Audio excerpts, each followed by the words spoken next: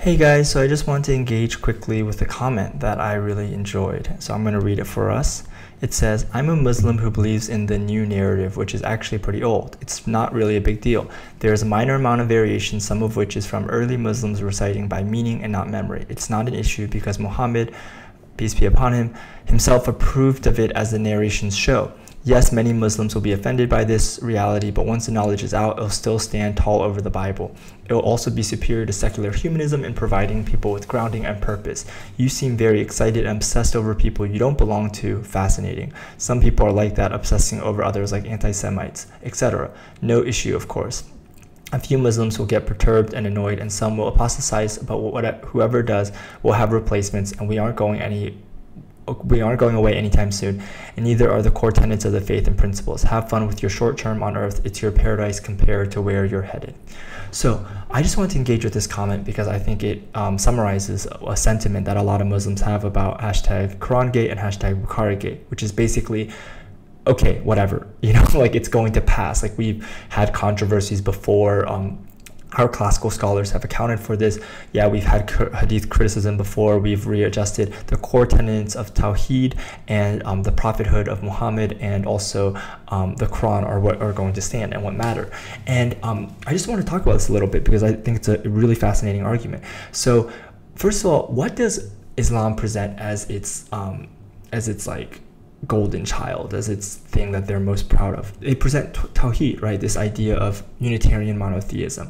But the thing is, Judaism also believes in Unitarian monotheism, right? They have the same concept of the divine, right? And so then what makes Islam unique from these other religions? What makes Islam unique? It's Muhammad and it's the Quran, the man and the book, right?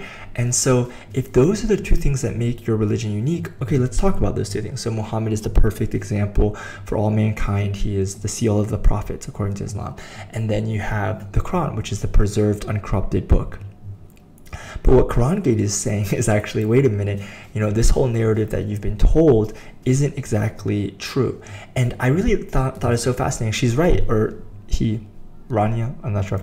This person is right. Like classical scholars have talked about this, about the Quran and the problems in its preservation, but it's never been talked about publicly to all the Muslim masses, right? It's always been sequestered away in an ivory tower.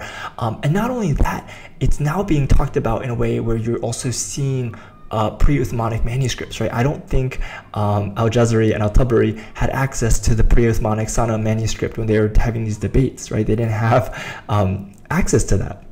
And I don't think, as more manuscripts come out, these questions and these holes and these unanswered questions are going to keep piling up, and the doctrine of the Quran's preservation is going to keep having to evolve until you get to a point where, what is preservation? Is it just meaning? If you just believe the meaning is preserved, is that good enough? Is a dynamic Quran, the way Mufti Abu Layth says, is that acceptable?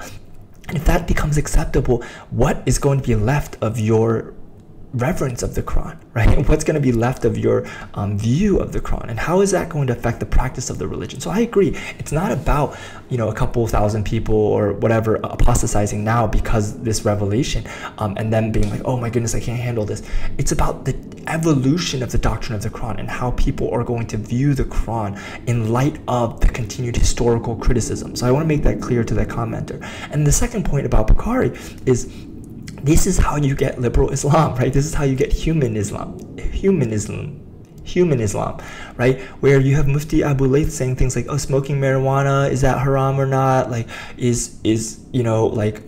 Aisha was 19 years old. All these things are changing, right? Based on your reading of Bukhari, based on your reading of the hadith, based on your theology, based on your paradigm of what hadith you accept and why.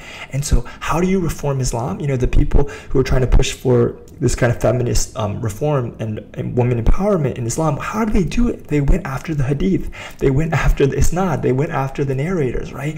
So reform in Islam is going to come through the hadith. And what we're going to see with Bukharigate is these questions are going to be asked, like, what do we actually know about Muhammad, and what do we actually know about Islam, the way it was practiced, and what actually is Islam? And then what we're going to find is people are going to deal with that how they want. You're absolutely right. I'm not saying that Islam is going to collapse. I don't think, it's a very, very large religion, a very robust culture, and very, very, very important to millions of people. But the question is, how is it going to change? And the way it changes is going to be just as important, because for many people, if it changes too much in certain directions, it's not even going to be Islam anymore.